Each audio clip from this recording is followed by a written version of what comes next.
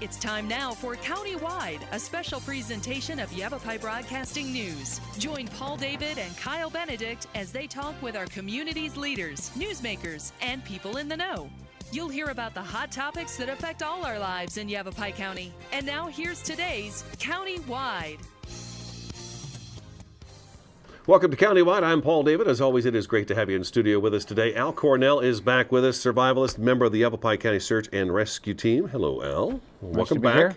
Yeah. The reason Al's here is because in the news lately, the last couple of weeks, you probably noticed an increase in stories for people being lost, being rescued, being stranded. So we bring Al in to kind of remind us that spring and summer is here. It's hotter weather. There's certain things you should and shouldn't do when you're heading out for even the simplest of hikes. And we'll get into that as we go along.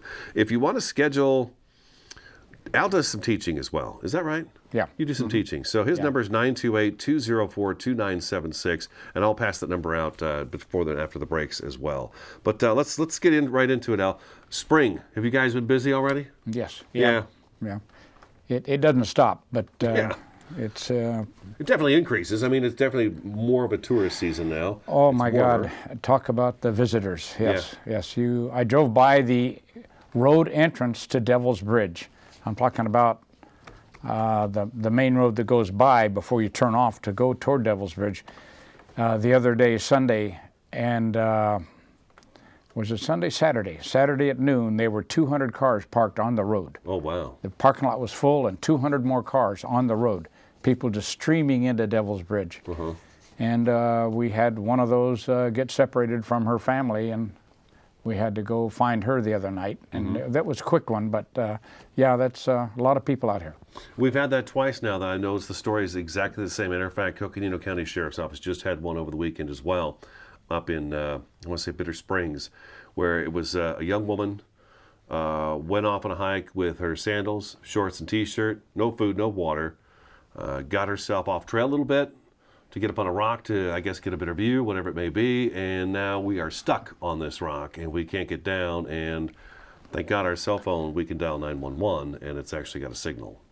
So that's happened twice in the last week now. So maybe what we should do is kind of talk about what's wrong with that scenario. Let's have you start there. What's wrong with that scenario both times? Well, just lack of preparedness. I mean, and then just this idea of leaving a trail. These people aren't prepared to leave a trail and get back to the trail. They're not prepared to navigate. They don't pay attention when they walk away thinking, oh, it's easy to find it again. And they wander off and can't find their way back. Or they wander off, get themselves up to a point where it's easy to go up, but you can't come back down. Or if you make a mistake coming down, you're going to fall a long way. And so they stay up there and call for help. Okay. And we had the young lady last week going to Devil's Bridge off of a hike up to Lizard Head. Instead of going the regular way, she decided to go over above. It's not a route to get there. Why she thought she could get there that way, I don't know. In sandals, in shorts, she ran out of water and had no food, and then found herself trapped. She thought she could maybe go down a gully and get down, went down about 100 feet, and then just couldn't go any further, and also couldn't get back up. And she had to be lifted off with a member from backcountry search team over in Prescott came over, and they wired him up to a 125-foot line, and the helicopter had to hover over her, and he had to attach himself to her and lift her off and down to the parking lot area, because she wasn't going to be able to come out. And if it had been somebody maybe like you or me, at least well prepared with clothing and everything, in her case, she was doing this whole thing in sandals. Sandals or flip-flops? She actually had sandals. Okay, so there were sandals. But still, there was no covering of her feet or anything like that, and it's dangerous to be off-trail, moving through brush and things like that in sandals. And no support at all for her feet. And so the backcountry searcher told the deputy, it's really unsafe to bring her back up and walk off like that. Let's just, take her off with the helicopter. And that's what they did. That brings me to my next point, because I think it was, I want to say it was John Davis over at Sonoma Fire who was talking about he did a little story with us about having the proper footwear. And I think about that, sandals. I told you I went camping over the weekend, and I went up we were down by Roosevelt Lake, and I started to go off into the desert to go get some stones for a fire pit. And it occurred to me that things are waking up out there. I'm not the only thing awake out there, and so I decided, you know what, I don't want to go out there in my sandals and my shorts because I could get bit or stung. And down at Roosevelt, scorpions and snakes just like up here. So maybe we should talk about, let's just talk your feet. What should be on your feet when you head out, even on the simplest of hikes too? And we're going to talk more about simple hikes too as well. But what should be on our feet? Yeah, that's a good point, because hikes might vary in what you wear, but you need a pair of hiking boots, something with some ankle support. Because you're generally walking, as you're doing, looking for firewood, you're not walking on a trail. You can, a stone your step on can turn or roll and turn your ankle. You're in trouble right there. You need that kind of support. Yeah, and they're a great amount of support. And you can buy pretty lightweight hiking boots. They don't need to be, 2 pounds each. Steel-toed. My hiking boots, and they're nice boots, weigh a little less than a pound each. And then another thing are what you're wearing in them. Socks. Should never wear cotton sock, ever. You should be wearing wool socks, summer and winter. Why? And because they don't contribute to blisters. They don't retain moisture. They allow moisture to come off. Cotton retains moisture. And there's a thing called the blister triangle. And it's heat, rubbing or abrasion, and moisture. And the cotton contributes to the moisture. And so people, almost everyone I know that's gotten blisters hiking has been from cotton socks. I'll raise my hand to that one. I will raise my hand to that one. Yeah, that is me. Okay, so you've just taught me something new right there about the wool socks. Okay, all right. And wool socks are not uncomfortable in the summertime. Not at all. I wear 2 pair of wool socks almost all the time. And one of the famous survivalists up in Canada, Morris Kochanski, wrote a book called Bushcraft. He wears 2 pairs of wool socks all the time. And in real cold weather, he puts a 3rd pair on. Up there, and he's fine. He's just a happy camper with his feet. No, we do. Yeah. Feet are very, very important. And you mentioned... But the other thing I want to mention, when you're out there picking up firewood and all that, I hope you're wearing gloves. Yes. Okay, because gloves... I have good leather gloves. I have an essential list of equipment I give to people, and gloves is on there, because you reach down to pick up a piece of wood, there is a chance there's a scorpion underneath it. You go to take some bark off of a dead cottonwood tree for tinder for your fire. There'll be scorpions between that layer and the tree, and there'll be, unfortunately, some of the scorpions are pretty powerful here in Arizona. My rule is to take my foot and flip the rock over, give it a second, see if anything runs. That's a good idea. If nothing runs, then I can pick it up and I can take it away. Yeah, it's a good idea. I usually do that. Once out of fun, when I'm hiking, and I'm hiking cross country where there's cattle allotments, you'll find these big dishes of cow poop. Oh, sure. I'll kick one of those over now and then just to see how many scorpions are there. And every so often you'll see scorpions living under there. Oh, yeah. It's shady. Yeah. It's shady for them. Yeah. All right. We got to take our first break already. Wow. Al Cornell is in the studio today with Yavapai County Search and Rescue. He's a volunteer there. Number is 928-204-2976. Stick around. Countywide back in just a couple minutes.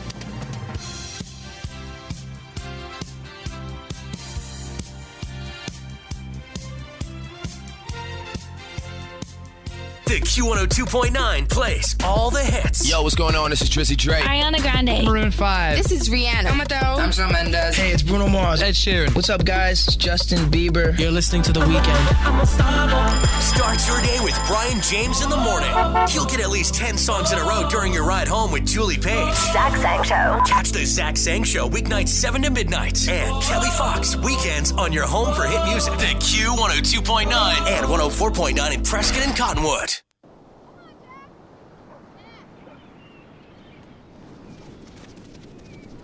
This was me.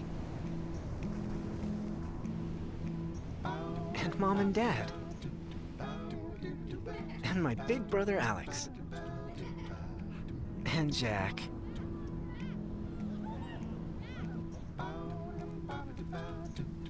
And this was the day that I learned that sandals get their name from sand. That jellyfish aren't made of jelly. That stars don't just come from the sky.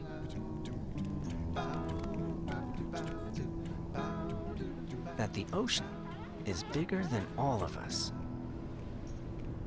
This is the day we all got to forget that I was sick. And it changed everything. This was my wish. I call you and say, I'm with the IRS. You owe back taxes, and if you don't pay today, you're going to jail. You can fix this by sending cash. And you actually believe me? Too smart to fall for it? Well, last year, Americans paid $100 million to guys like me. 1 in 6 people were scammed. Can you believe it? Well, you shouldn't. I just made that up, too. You are a little gullible.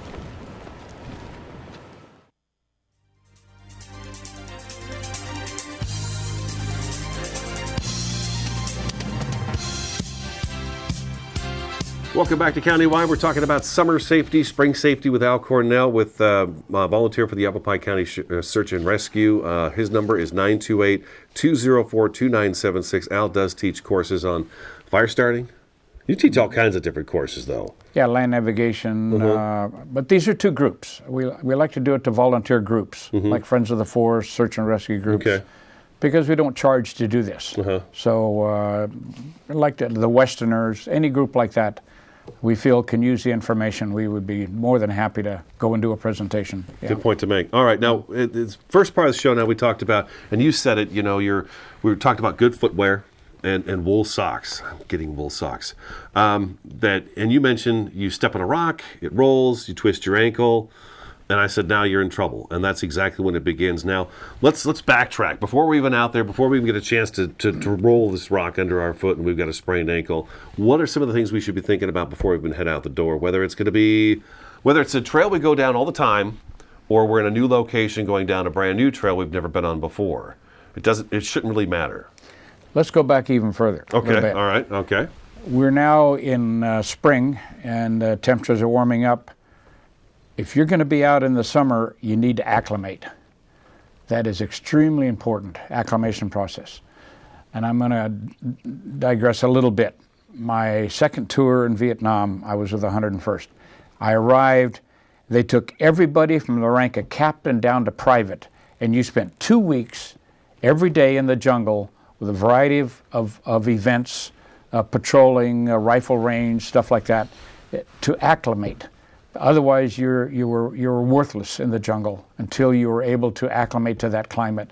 The same thing here. Okay. You've got to acclimate, and acclimation is more and more important the older you get, because as you get older, I'm 76.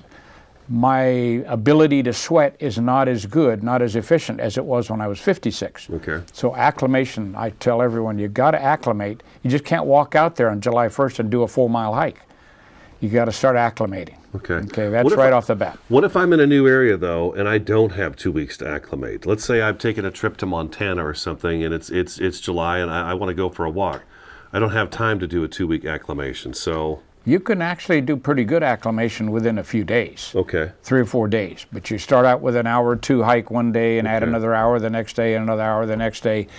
Just don't go out and do an 8-mile hike the first day. Gotcha. And that's the acclimation process. Okay. And with that, making sure you're bringing plenty of liquids and learning how to hydrate in that heat. Then now you get down to, all right, we've acclimated. What do you need the day you're going to go? And you need to carry a very basic pack of survival gear. And what's interesting, it's the same gear you would carry in the wintertime. Okay. It's just the same stuff in case you get caught out. Make sure you carry a flashlight in case you don't get back in time and you have to walk your way out in the dark. Make sure you bring a shelter in the wintertime to set up in case you get trapped and have to set up a little wind shed type protection. Use it in the summer to set up shade. There's all kinds of... I carry trash bags to get me off the ground in the wintertime if I'm stuck out overnight in the cold, because I don't want to lose heat through conduction. Same in the summertime. I don't want to become hot from conduction on the ground. So same idea, get myself off the ground. So you want to have a basic pack, and just the items are very basic. And it's probably 2 pounds would cover everything you needed to carry almost. And then you need to be carrying water. How much water? Water. I carry a gallon on a hike, and this is not all day. This is like a 4 or 5 hour hike. I'll carry a gallon, and then I'll bring a separate 16 or 21 ounce bottle as an emergency.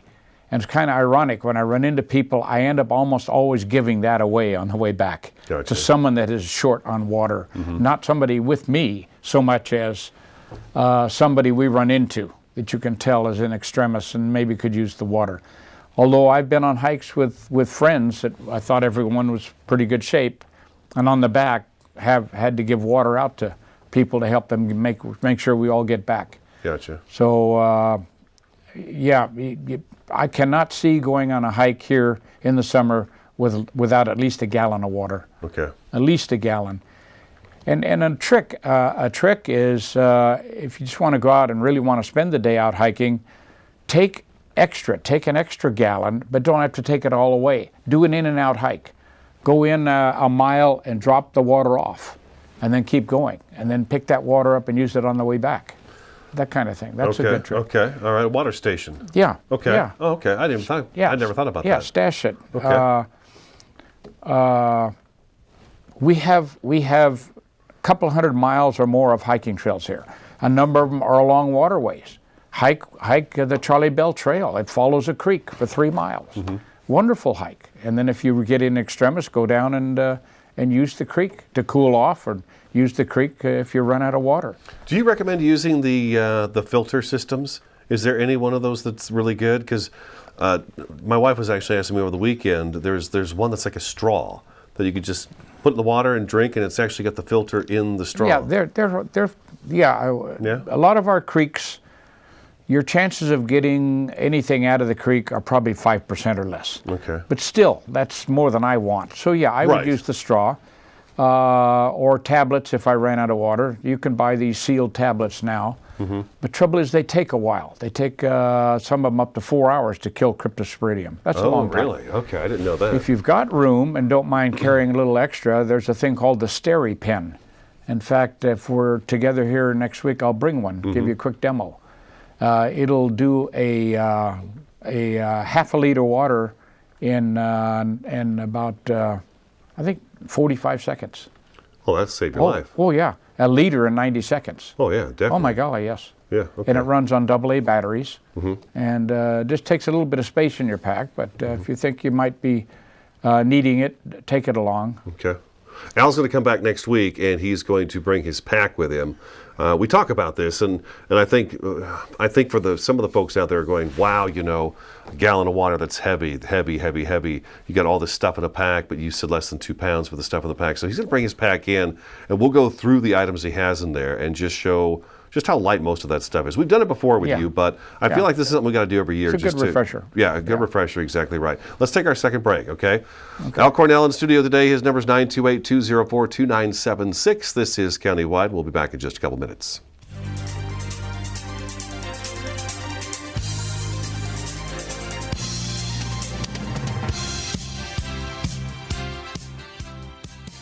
The Q102.9 plays all the hits. Yo, what's going on? This is Drizzy Drake. Ariana Grande. Maroon 5. This is Rihanna. I'm Shawn Mendes. Hey, it's Bruno Mars. Ed Sheeran. What's up, guys? It's Justin Bieber. You're listening to The Weeknd. Start your day with Brian James in the morning. He'll get at least 10 songs in a row during your ride home with Julie Page. Zach Sang Show. Catch the Zach Sang Show weeknights 7 to midnight. And Kelly Fox weekends on your home for hit music. The Q102.9 and 104.9 in Prescott and Cottonwood. I didn't know where my life was going. With Wounded Warrior Project's help, I was able to get my life back in order. I thank Wounded Warrior Project not only for helping me, but also helping veterans that I know that are dealing with the same struggles that I am. Wounded Warrior Project understood what I was going through. I'm grateful that Wounded Warrior Project helped me reestablish my life. I am living proof.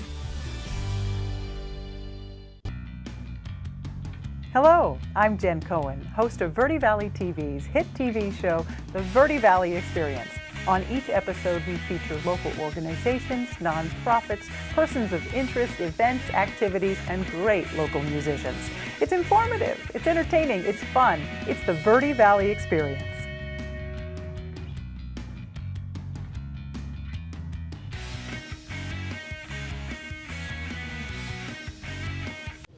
We meet online, and I tell you, I'm falling in love. I have to see you in person, but I need a loan for the ticket. I really think you're the one. And I really think you're desperate. Sure enough, you send cash and never see me again. Too smart to fall for this? Last year alone, 12 million Americans lost money this way. Can you believe it?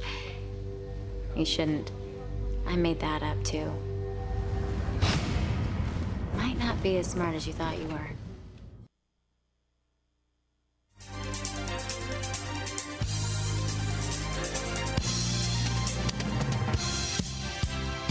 Welcome back to Countywide. We've got just a few minutes left in the program. As I mentioned, Al Cornell will be back with us next week. We're going to go through his pack and take a look at that, and we're going to pick your brain about some of the things we should definitely have every time we head out the door, whether, like I said, you know, it's so easy to go off on a hike that you go off and do every time, but nobody expects to get hurt, but it's a possibility, and then you're in some real trouble. Yep. One thing for sure I wanted to make sure we talked about, cell phones. People have become really reliant on their cell phone. And as Denise and I were traveling back and forth to our camping location, Al, she brought, no cell phone service here. There's no cell phone service here. Do we rely too heavily on those? I think so, still, yes. We should have it on us, though. Yes. Two comments I'll make. One is phones now they're not these flip phones anymore. So there's navigation devices in them. And I'm finding people going out and using them to tell them where am I going, and then the battery goes dead, because when you have it in navigation mode, it really wears the batteries down fast. Okay. So here you've got a problem. If you've gone out and then the battery's dead, and then you get into trouble, you can't make a call. Gotcha. Okay, so that's if you're going to be out there, you need a map, compass, or GPS to tell you what you're doing, independent of the phone. Someday maybe the phones and the batteries will be strong enough to support all of that, but right now they're not. And the other is there are places you can get into trouble and not get a cell phone call out. We rescued a lady one night, and she was less than 200 meters from a dead zone. We had no cell phone coverage. We came out of this bowl, and she was 200 meters above that level. If she'd have been 200 meters in, she would have died. She had no idea where she was. She, shirt, T-shirt, shorts, middle of the winter, and went out on a hike and got trapped, and she would have been a dead woman. All right, we got 2 minutes left. Give me some more tips. Give me some of the other tips you Prehydrate. Prehydrate. Okay. It's very important. You'd be surprised if you can drink a liter of water. I forced myself to try to drink a liter of water, that's a quart of water, before I start a hike. Okay. I'm doing it early in the morning as I'm getting ready to go. Even the night before is a big help. Hydrate before you go to bed, then hydrate in the morning. That is a wonderful lifesaver if you run out of water, having that extra water in your body. Okay. It's like carrying another quart of water in your body. Okay. Don't take dogs on a hike. Don't take dogs on a summer hike. Why? I cannot tell you how many times the dogs do not have the ability to give off body heat like we do. Through evaporative cooling that we can do by sweating. They can't do that. And they'll collapse. And there are chances they will die. But what will normally happen is they won't die, they will collapse. Your hike's ruined, and then you're scrambling to save this dog's life by trying to recover it by pouring water. Don't take dogs on a hike. Watch out for small children. They do not have the ability that you and I have on a hike. I ran into a lady on a trail one day, and she had 2 more miles to go to their destination, and then 4 miles back. She had no more water. She still wanted to go on, and her kids, she had one that was, I would say, age 10, maybe 12 and 14, and they were just beet red. They were glowing like red lights and had no more water, and I just could not believe this woman was going to keep on going. I finally convinced her to turn around. Kids, the younger they are, the more you have to pay attention to how far they can go. They just can't do it like we can. Kids, take a spray bottle. You'd be amazed at the temperature drop by taking a spray bottle and spraying it around the head of a child or a dog or whatever, or yourself.